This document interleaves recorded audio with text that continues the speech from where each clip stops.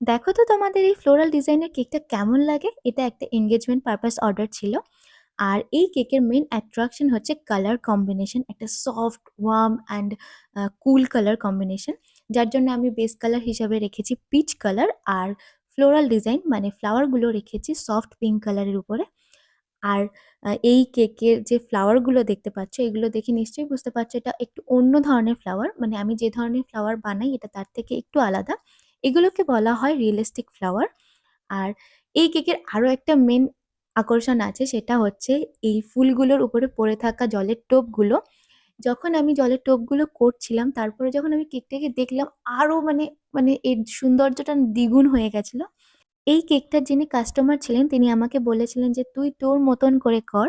আমার কোনো ডিমান্ড নেই।" এর জন্য আমি আমার মনের মতন করে কেকটাকে সাজিয়ে তুলতে পেরেছি। আর এই হলো আমার কেকের ফাইনাল লুক। প্লিজ তোমরা বলো তোমাদের কেমন লাগলো কেকটা?